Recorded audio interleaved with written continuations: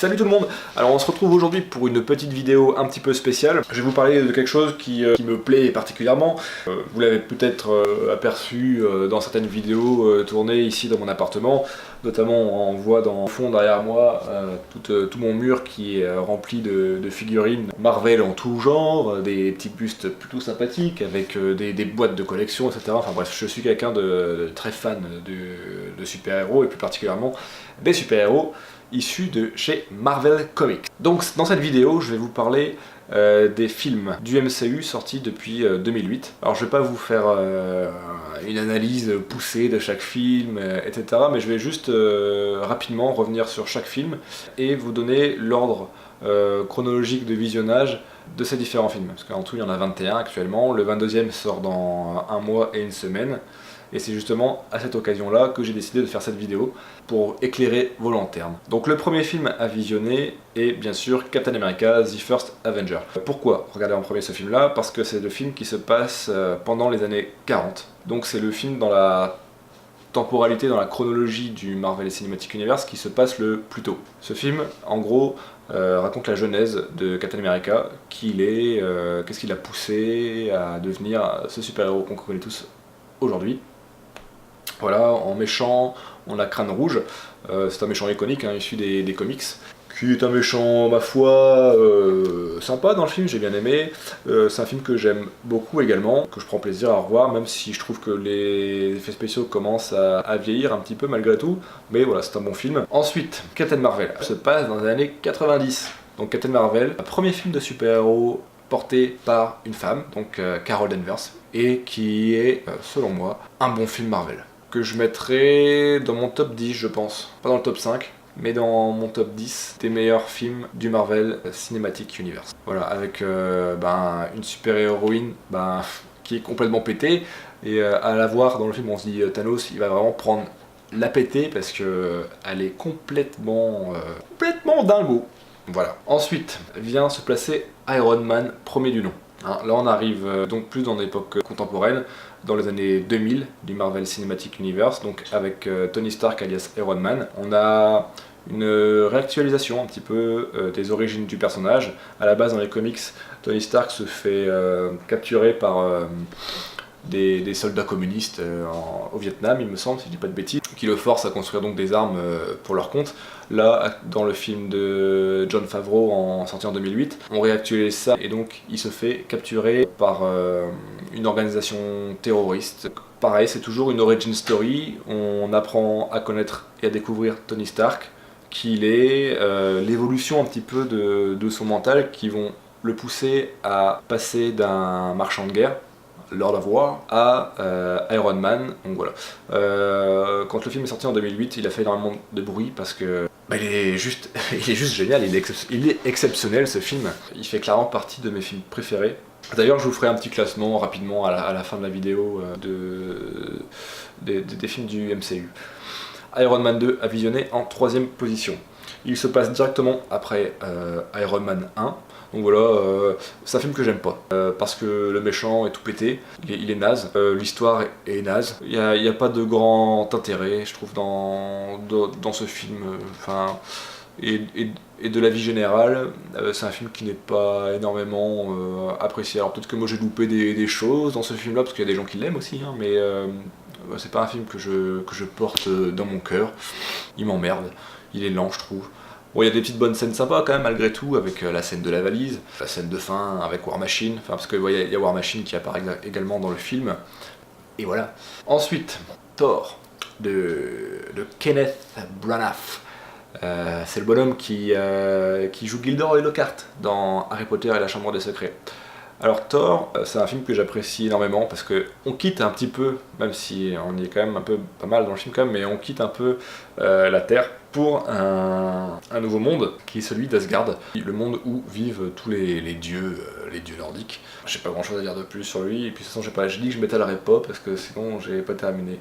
Ensuite, c'est l'Incroyable Hulk. L'Incroyable Hulk qui est sorti peu de temps après Iron Man 1, et je pense que c'est un personnage qu'on ne présente plus. Un film qui n'est pas très apprécié des fans, je crois, mais qui moi personnellement me plaît énormément. C'est un personnage que j'adore, Hulk. Avoir cette rage, pouvoir se déchaîner et exploser, on a tous rêvé ça un jour ou l'autre. Voilà, quand on sent la frustration, de l'énervement qui monte en nous, là, de tout péter. Et ce personnage, juste pour ça, il est juste génial. C'est un film que j'adore. Il y a l'Abomination dedans. La scène de fin, le combat de finale entre l'Abomination et l'incroyable Hulk est juste génial avec son Smash. C'est juste génial. Pour clôturer la première phase du Marvel Cinematic Universe, parce que ça je vous l'ai pas dit au départ, pour l'instant le Marvel Cinematic Universe est composé de 3 phases. Donc en 2012, la clôture de la première phase avec Avengers. C'était un orgasme cosmique. Je sais plus combien de fois je l'ai vu au cinéma ce film. Je crois 5 ou 6 fois je crois. Tellement il était génial. Et depuis 2008, voir toute cette construction avec ces différents personnages et les voir se rassembler tous ensemble contre une menace vraiment balèze avec les Chitauri, c'était juste incroyable. Et ce qui a fait mouiller le plus de caleçons, c'est le teasing du grand vilain, finalement, de tous ces films interconnectés, Thanos, que vous avez donc pu voir dans Avengers Infinity War l'année dernière. Alors, premier film de la deuxième phase, pardon, Iron Man 3, un film qui a déçu énormément de fans, notamment par rapport au twist du mandarin. Alors j'en dirai pas plus, parce que si vous n'avez pas vu le film, eh bien vous ferez votre propre avis. Mais moi c'est un film que j'ai énormément kiffé, de voir toutes ces armures différentes, de voir Tony Stark un petit peu en mode un peu mission impossible, enfin c'était vraiment génial. La scène du début là, avec la scène du manoir qui explose, c'est juste fou. J'essaierai peut-être de mettre des extraits au fur et à mesure de la vidéo pour imaginer un petit peu mes propos, mais enfin c'est juste dingue. Et puis Pepper, enfin le transfert d'armure et tout, j'avais des frissons, j'étais comme un fou, au final j'étais oh mon dieu c'est trop bien. Enfin bref. Ensuite, un autre film que je déteste, c'est Thor 2, The Dark World. En gros, ce film sert juste à préparer en fait l'arrivée de Thanos, le gant et les pierres d'infinité. Voilà. Ce film pour moi est une merde. Pareil, c'est un calvaire pour moi de le revoir quand je me fais un petit marathon Marvel, quand à l'approche d'un film Avengers, ce que je suis en train de faire d'ailleurs actuellement, quand je dois le remater avec Iron Man 2, c'est une torture, c'est un bousin ce film. Il est nul à chier. Putain, pas de point positif dans ce film, il est nul. Mais regardez si vous voulez comprendre toutes les imbrications des différents films. Ensuite, mon film probablement préféré du MCU, Captain America 2, The Winter Soldier. Donc là, Steve Rogers n'est plus dans les années 40, il s'est craché à la fin de Captain America 1. Là on le retrouve dans notre époque contemporaine, donc forcément de toute façon on l'a vu avec Avengers 1. Et le pitch du film, il a un nouvel ennemi, donc le soldat de l'hiver, et il se rend compte finalement que le soldat de l'hiver est pas si inconnu que ça. Voilà, j'en dis pas plus, mais c'est un film qui fait du bien, je trouve, au MCU, qui apporte un gros vent de fraîcheur et du peps. C'est vraiment un film, c'est vraiment un thriller un peu, enfin c'est vraiment tourné comme un thriller politique, espionnage, et pour moi c'est le meilleur film du MCU, il est juste génial. Point. Ensuite vient un autre très bon film du Marvel Cinematic Universe, Les Gardiens de la Galaxie. Pareil, nouveau vent de fraîcheur dans le Marvel Cinematic Universe. Enfin, on avait eu un petit aperçu avec Thor, mais on s'en rendait pas vraiment compte parce qu'au final, voilà, dans Thor 1, on est un petit peu sur Asgard. Voilà, on présente un petit peu les différents royaumes. Je suis désolé, j'ai plein de renvois, mais j'ai trop bu. Thor 2, on voit 2-3 planètes à droite à gauche, mais au final, on s'en bat les couilles, clairement. Alors que les Gardiens de la Galaxie, c'est une aventure, c'est une épopée cosmique un petit peu. Alors, c'est pas un Star Wars, mais voilà, on a des races aliens, on a des planètes différentes, on a des vaisseaux spatiaux. Voilà, c'est génial, on a un arbre qui parle, on a un raton laveur qui parle, c'est juste génial. En plus de ça, il est hyper bien réalisé, les acteurs sont bons, et pareil, la scène finale, le combat final est juste génial. J'ai des frissons avec cette scène là où ils sont tous en train de se tenir la main pour lutter contre le pouvoir de destruction de quelque chose qu'ils doivent chercher dans le film. C'est magnifique. C'est magnifique. Ensuite, à regarder à la suite du premier Gardien de la Galaxie, Les Gardiens de la Galaxie numéro 2. Alors, quand j'avais été voir ce film au cinéma, j'avais pas énormément apprécié. Et je m'étais ennuyé, et je l'ai revu récemment, enfin du coup l'année dernière, avant la sortie d'Avengers Infinity War, et en le revoyant, je me suis dit, finalement il est pas si mauvais que ça. Alors il est quand même en deçà du premier, mais finalement il est chouette. Il y a juste le méchant qui est un peu pété, je trouve. Voilà. Mais l'histoire est sympathique. La recherche du père, c'est un thème qui peut parler à pas mal de monde en plus. Voilà, l'image paternelle, tout ça. Non, Les Gardiens de la Galaxie 2, c'est un film moyen du MCU, mais moyen plus, on va dire. Voilà. Ensuite, on arrive à l'avant-dernier film de la phase 2 du Marvel Cinematic Universe. Avengers, donc Age of Ultron, n'a pas su plaire aux fans. Enfin, il y a quand même beaucoup de fans qui l'ont apprécié, mais il a déçu, notamment avec le personnage d'Ultron, le grand méchant du film, qui l'ont pas trouvé assez développé, pas assez ressemblant aux comics au niveau de la puissance, etc. Alors que, honnêtement, le film déjà nous présente un méchant comme qui est assez, moi je trouve que j'ai trouvé assez puissant quand même, et il en impose. Pareil, la bataille finale, voilà, ça en dit long. On a l'introduction de deux nouveaux personnages, les frères Maximoff, Wanda et Pietro. Et Avengers Age of Ultron est clairement un très bon film. Moi j'ai pris mon pied. Pas autant que le premier Avengers, mais voilà, clairement il tire son épingle du jeu. Si on doit le comparer au Gardien de la Galaxie 2, à Thor 2, à Iron Man 2, même à Captain America 1 qui est bon mais qui n'est pas non plus exceptionnel, voilà, il est largement au-dessus. Mais bon, après, chacun son avis, c'est totalement subjectif, donc bon. Et enfin, le film qui clôture la phase 2, Ant-Man. Alors Ant-Man, quand il a été annoncé, Ant-Man c'est cool, mais Ant-Man c'est juste un mec qui rétrécit et qui grandit, et voilà quoi. Ouais, c'est pas non plus exceptionnel quoi. Et puis le faire arriver au milieu de tout ces dieux, ces super-héros armés comme jamais, enfin c'est... Et finalement, le film est sympa. Alors il est pas non plus, il est pas exceptionnel, hein. J'utilise beaucoup le mot exceptionnel.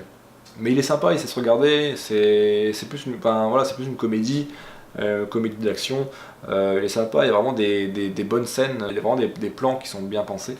Niveau action, c'est sympa aussi. Bon, le méchant est naze, mais rien que la bataille de fin vaut le coup pour ce film-là, clairement. Et enfin, on arrive dans la phase numéro 3, qui est toujours en cours, et qui a commencé donc avec Captain America Civil War.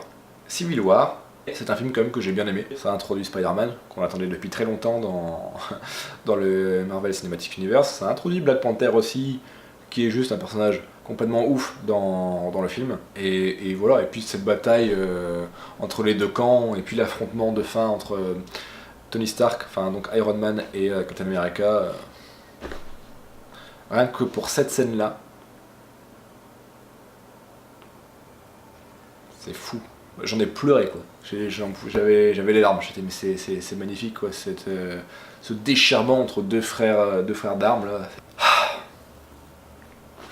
Dingo. Donc forcément, on nous a présenté dans Civil War le Black Panther et Spider-Man. Donc forcément, il fallait qu'ils aient un film solo aussi. Donc le film à regarder après Civil War est Black Panther. Origin Story encore, même si le personnage nous a été présenté un petit peu dans Civil War. Donc là, c'est un film qui a énormément marché. Au box-office, je sais plus, il a fait 1 milliard 500 millions, je crois. 1 milliard 200 millions peut-être plutôt. 1 milliard 200 millions de dollars de recettes au box-office. C'était un succès phénoménal, parce que déjà d'une, comme en son temps, quand il est sorti en format papier, c'était le premier, ou l'un des premiers en tout cas, super-héros noirs, enfin en tout cas afro-américains, donc forcément ça a parlé à énormément de personnes afro-américaines, et le film au-delà de ce fait-là, il est juste magnifique en termes de réalisation, parce que déjà qui l'a réalisé, c'est Ryan Coogler, le bonhomme qui nous a sorti Creed, qui était un excellent film, et voilà, niveau décor, niveau costume, enfin c'est... Alors après, il n'a pas cette explosivité et ce grandiose qu'ont pu avoir certains autres films, mais voilà, c'est un bon film, Ensuite, Spider-Man Homecoming. Spider-Man, on avait déjà eu des films, début des années 2000 et vers 2010. Donc on avait les premières trilogies de Sam Raimi avec Tobey Maguire dans le rôle de Spider-Man, et après ces 3 films-là, donc dans les années 2009, 2010, 2011 je crois, les 2 films avec Andrew Garfield, The Amazing Spider-Man. Le 1 qui était nul à chier et le 2 pourtant que j'ai trouvé exceptionnel. C'est mon film préféré, tout film de super-héros confondu, même au-dessus d'Avengers et tout. Ce film je pourrais le regarder mais un nombre incalculable de fois, il est génialissime. Donc on en revient à nos moutons, Spider-Man, ou à nos araignées en tout cas. On en revient à Spider-Man Homecoming. Donc on nous l'a présenté brièvement aussi dans Captain America Civil War, et donc pareil c'est une origin story sans en être vraiment une, parce que finalement Spider-Man, avec les 5 films qu'on avait eu récemment sur lui, tout le monde sait comment il est devenu Spider-Man, mais voilà, on a un nouveau Peter Parker, plus jeune, qui correspond plus à sa personnalité, des comics, blagueur, Spider-Man Homecoming, il est sympa, il est pas ouf, et enfin on a un méchant qui change dans Spider-Man, on n'a plus le bouffon vert à chaque fois, on a le vautour, et le vautour il est classe. Et on se rapproche tout doucement de la fin avec Doctor Strange, Stephen Strange. Alors Doctor Strange, eh ben, il est trop cool. Il est trop cool parce que là aussi on change un peu d'univers sans vraiment changer d'univers, on est toujours sur Terre mais on nous présente un nouveau personnage, encore une origin story, mais est un sorcier, donc il fait de la magie. Mais c'est pas la magie d'Harry Potter. Non monsieur, tu n'es pas un sorcier Harry. C'est de la vraie magie quoi. Alors voilà, on passe d'un royaume à un autre, enfin regardez-le, j'ai même pas les mots en fait, il est juste ouf. C'est en gros, ça a beaucoup été utilisé quand il est sorti le film pour le définir, c'est un Inception en magique, voilà, en gros. Et il est vraiment ouf. Et puis c'est Benedict Cumberbatch qui joue le rôle de Doctor Strange, et ça lui va comme un gant, quoi, c'est génial. Ensuite, on arrive à l'avant-dernier film de la phase 3, Thor Ragnarok. Et Thor Ragnarok qui a redonné un petit peu ses lettres de noblesse à cette trilogie qui s'était un petit peu, voire même beaucoup perdue avec Thor 2 The Dark World. Comme je vous le disais, autant Thor 1 il est vraiment sympa à regarder, mais Thor 2 c'était un bousin. Et Thor 3, là on nous présente vraiment un dieu, un personnage badass, et qui fait équipe avec Hulk en plus. Alors, que demander de plus. Le film est clairement le meilleur de la trilogie, et pour moi en tout cas se classe facilement dans le haut du panier des films du Marvel Cinematic Universe. Ensuite, on arrive au film qui a traumatisé beaucoup de monde l'année dernière, donc Avengers Infinity War. Pourquoi ? Parce que vous savez comment le film se termine, même si on se doute qu'il va y avoir certaines choses qui vont se passer et qui vont peut-être un petit peu réparer les dommages causés par Thanos dans le film. Mais voilà, Infinity War, je pense qu'il a clairement fait l'unanimité quand il est sorti. Hein, on a vu son score au box-office, il avait fait 2 milliards 48 millions de dollars au box-office. Donc voilà, clairement au niveau box-office, il a fait l'unanimité. Au niveau critique presse, qui parfois sont un peu durs avec les films Marvel, enfin les films de super-héros en général de toute façon, il a fait l'unanimité, auprès des fans il a fait l'unanimité, et auprès de moi il a fait l'unanimité. Ce film est...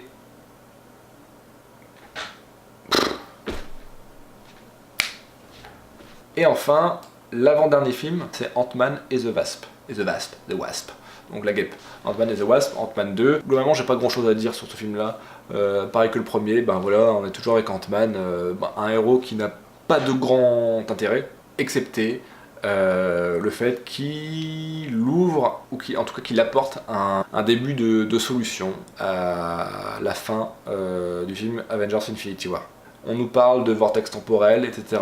Donc voilà, je vous laisse imaginer un petit peu les répercussions que ça va peut-être pouvoir avoir dans Avengers Endgame qui sortira dans un mois.